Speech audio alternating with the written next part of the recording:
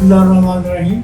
आज हम आपको रेक्टेंगुलर एरिया के अंदर से जो कंस्ट्रक्शन हमने की है और किसी ठेकेदार को, कॉन्ट्रैक्टर को हमने बिल पे करना है, तो वो अपना एरिया कैसे कैलकुलेट करेगा या आप उसको वेरीफाई कैसे करेंगे क्या उसने एरिया ठीक निकाला है या नहीं। तो हमारा प्लॉट जो था वो पहले एक्चुअल प्लॉट ये था 50 फुट लंबा था और 25 फुट चौड़ा था। तो प्लॉट का एरिया तो ये निकल आया, ये हमने परचेजिंग के टाइम पे देखा था।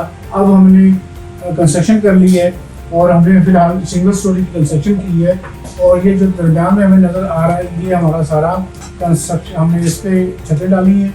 ये जो इलाका है हैश वाला, यहाँ पर हमने छत नहीं डाली। तो अभी हमारे पास टोटल प्लॉट जो है वो 50 फुट, यहाँ पर 4 फुट और भी बढ़ा हुआ है, तो ये टोटल हमारे पास 50 फुट का टोटल प्लॉट बन गया है।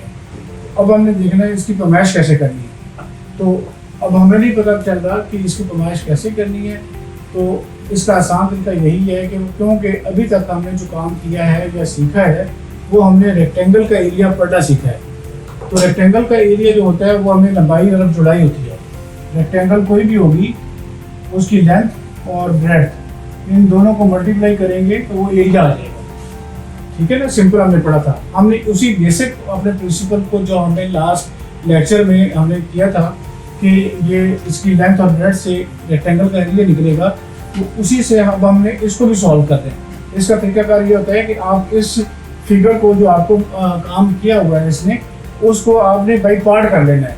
बाई पार्ट कैसे करेंगे कि आप देख रहे हैं कि ये 10 फुट है और यूँ 25 फुट है, तो आप यहाँ पर एक लाइन लगा लें जो रेड कलर की या वैसे। तो अब आपके पास देखिए ये एक रेक्टेंगल आ गई।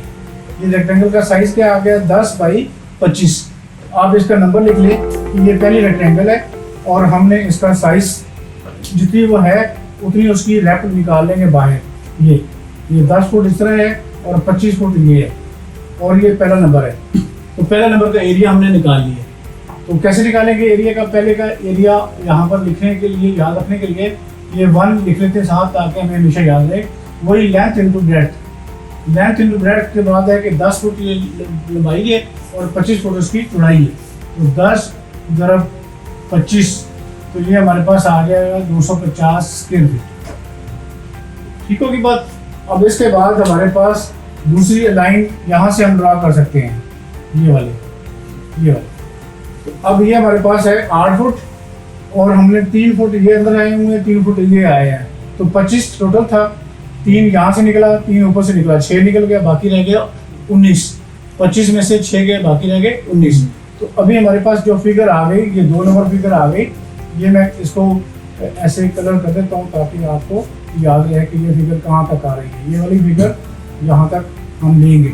तो ये फिगर हम निकाल लेते हैं बाहर, इसका रंग भी रेड निकाल लेते हैं ताकि हमें आसानी हो। तो ये इतना है 8 फुट और ऊपर ये वाला लंबा जो है वो हमने निकाल लिया है, ये है 19 फुट। तो इसका वही तरीका होगा कि ये एरिया 2 नंबर फिगर का आ गया। तो यहाँ पर आप 2 नंबर लिख लें ताकि आपको याद रहे कि आपने तो फिगर छोड़ तो नहीं दी। तो ये आपका एरिया 2 नंबर का आया और ये भी वही लेंथ इंटू ब्रेड्थ। लेंथ इसकी इस जगह की जिसकी हमने निकालनी है वही रेक्टेंगल, एक ही फार्मूला पड़ा है, लंबाई तरफ चौड़ाई। लंबाई ये 8 है, जो लीनियर वाली होती है वो लिखनी होती है पहले और दूसरी वाली बाद में लिखनी है। अब इसको आप मल्टीप्लाई करें तो ये कितना आता है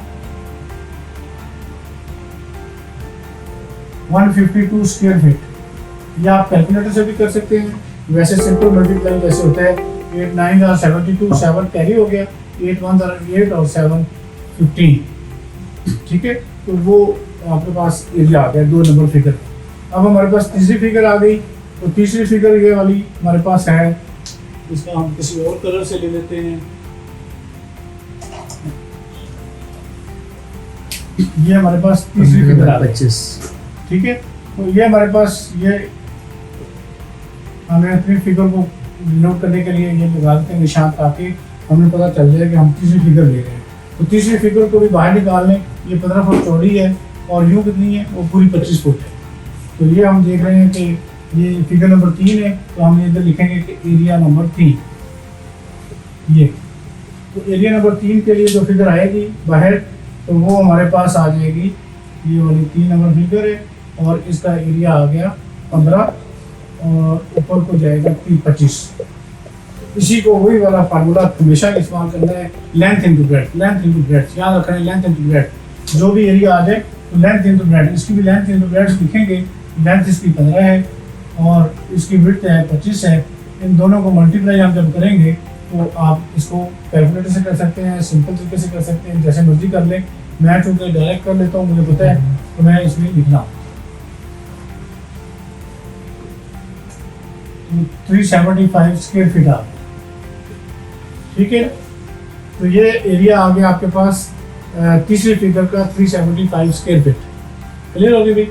अब हम चलते हैं आखिरी, ये छोटी सी फिगर रह गई है, उसके अंदर हम जाके फिर अपना कोई कलर और देखते हैं। अगर हमारे पास है तो हम उससे इसका कलर लगा लेते हैं। अब हमारे पास ये है चौथी फिगर है। चौथी फिगर के अंदर ये हम निशान लगाते हैं ताकि हमें पता चल जाए कि चौथी फिगर ये है। चौथी फिगर को आप ड्रा कर ले। फिर चौथी फिगर जो है वो हमारे पास ये आ जाएगी। ये इसका लंबाई इसकी 10 है और ये इसका नंबर लगा रहा हूँ, और ये 15 फुट उसका इसका हाइट है।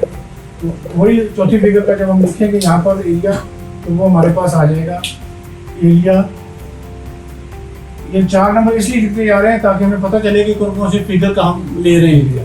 और हमारे पास एक ही अभी फार्मूला हमने सीखा है, उसी की एप्लीकेशन हम कर रहे हैं कि यार हमने रेक्टेंगल का एरिया कैसे निकालना है। तो एक ही फार्मूला है, length into breadth, length into breadth. तो उसको मल्टीप्लाई करेंगे स्क्वायर फीट में आ जाएगा, क्योंकि हमारा चल ही रहा है फिटिंग में। तो ये वही वाली बात, लेंथ इंटू ब्रेड्थ इसलिए बार बार लिख रहा हूँ ताकि आपको इसमें याद हो जाए। तो ये हमारे पास चौथी फिगर है। तो 10 फुट इसकी चौड़ाई है और 15 फुट इसकी हाइट है। इसको हम मल्टीप्लाई करेंगे तो 150 स्क्वायर फीट आ गया। अब हमारे पास कोई फिगर बाकी नहीं रही, हम इसको टोटल कर लेंगे। टोटल जब हम करेंगे तो हम देखते हैं कि कितना एरिया आता है। यहाँ पर लिखते हैं आप टोटल एरिया। टोटल एरिया में आप इसको ऐड करना चाहते हैं तो कर लें। 5 + 2 7 और 5 + 5 10 10 और 7 17 और +5 22 2 और 4 5 3 8 1 9 927 स्क्वायर फीट। ये था हमारा आज का मकसद और उसकी एप्लीकेशन बताने का कि आपके पास अगर कोई रेक्टेंगुलर फिगर या कोई भी ऐसा कोई एरिया आ जाता है जो आपने कैलकुलेट करना है, तो आपने उसको जो अभी तक आपको इल्म हासिल है उसी के अंदर से आपने करना है। क्या इल्म हासिल किया था हमने कि हमने रेक्टेंगल का एरिया सीखा था। तो रेक्टेंगल के एरिया की एप्लीकेशन क्या है कि हम उसको छोटी छोटी रेक्टेंगल्स में तकसीम कर लेते हैं। जितनी जगह पे कंस्ट्रक्शन हुई है उसी के पैसे देने होते हैं, बाकी नहीं देने होते। तो ये हमारे पास एरिया आ गया।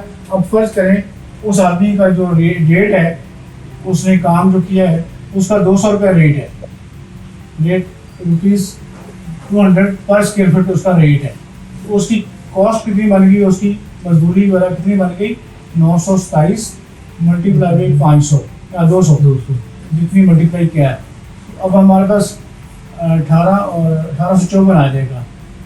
18 2 से 7 आ जाएंगे और 2 को 54 और 2 में 18, 1 लाख। तो ये आ गया 1,85,400 रुपीज़, 1,85,400।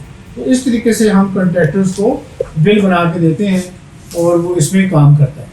तो ये है सिंपल तरीका जिसमें हमने जो सीखा था रेक्टेंगल कि उसका इस्तेमाल क्या है। उसका इस्तेमाल हमारी प्रैक्टिकल लाइफ में, हमारी कंस्ट्रक्शन में है। और वो कंस्ट्रक्शन में क्या है कि जो भी कंस्ट्रक्शन होती है वो या तो रेक्टेंगल में होगी या स्क्वायर में होगी। अगर और जो फिगर आती हैं जैसे सर्कल आ जाते हैं वो हम अगले लेक्चर्स में पढ़ेंगे। तो अभी तक जो हमने पढ़ा था उसकी एप्लीकेशन की यकसन है।